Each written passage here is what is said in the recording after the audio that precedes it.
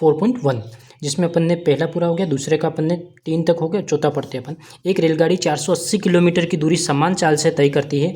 यदि इसकी चाल 8 किलोमीटर प्रति आवर कम होती है तो वह उसी दूरी को तय करने में 3 घंटे अधिक लेती है। तो हमें रेलगाड़ी की चाल ज्ञात करनी है, ठीक है। हमें रेलगाड़ी की चाल ज्ञात करनी है तो इसको अपन एक्स मान लेंगे। अब क्या होता है कि देखो दूरी तो सेम ही रहती है, ठीक है। जो दूरी है उसको सेम, पहले कुछ स्पीड से चल रहे हैं तो कुछ उसको टाइम लग रहा है। अब क्या करता है वो, अपनी जो स्पीड है उसको कम कर देता है। स्पीड कम करता है तो अब क्या हो जाएगा, टाइम ज़्यादा लगने लग जाएगा। इसीलिए उन्होंने स्पीड क्या बोला, चाल 8 किलोमीटर कम होती है तो दूरी तय करने में 3 घंटे अधिक लगते हैं ना, सही बात है। इसको अब अपन किस तरीके से लिखते हैं, देखिए यहाँ पे मैंने सॉल्व कर रखा है। तो अपन मान लेते जो अपने को पूछा होता है उसको x मान लो। तो अपने को पूछा रेलगाड़ी की चाल, जिसको अपन ने क्या मान लिया, x मान लिया, ठीक है। अब ये जो दूरी है, दो पॉइंटों के बीच में दूरी तो कोई कम ज़्यादा नहीं होने वाली ना। स्पीड आप भले कम ज़्यादा करो, दो पॉइंटों के बीच की दूरी तो सेम ही रहने वाली है, तो 400 किलोमीटर ही रहेगी, ठीक है।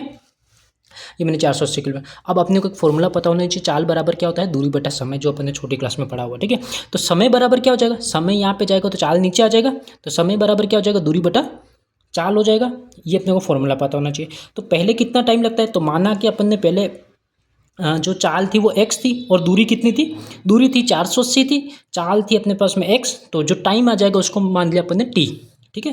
तो t बराबर 480 बराबर x आ गया। कब, जब अपन ने फर्स्ट कंडीशन समझी, ठीक है। जब स्पीड कितनी थी, x थी, तो अपन ने उसको कंडीशन फर्स्ट बोल दिया, तो अपने टाइम कितना निकला, t निकला, ठीक है।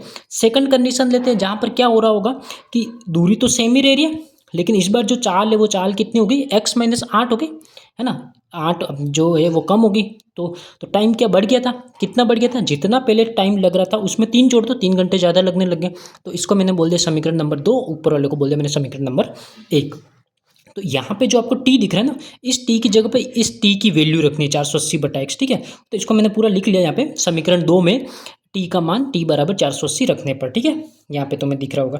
तो टी की जगह पे मैं यहाँ पे क्या रख दूंगा, 480/x।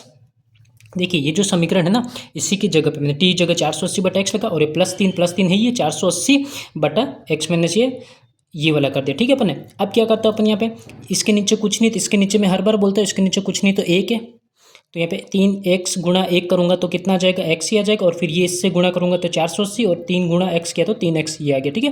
फिर यहाँ पे अपन क्या करते हैं, वज्र गुणन करते हैं, क्रॉस मल्टीप्लिकेशन करते हैं। और क्रॉस मल्टीप्लिकेशन करेंगे तो क्या हो जाएगा, ये पूरा इस पूरे से गुणा हो जाएगा और ये पूरा इस पूरे से गुणा हो जाएगा, ठीक है। तो x गुणा 480 हो जाएगा, राइट हैंड साइड में दिया गया।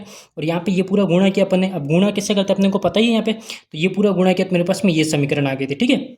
और फिर मैंने 480 से ये कट गया, इसी समीकरण 3 से भाग दे दिया, तो ये अपने को आंसर मिल गया, ठीक है। थैंक यू बच्चों।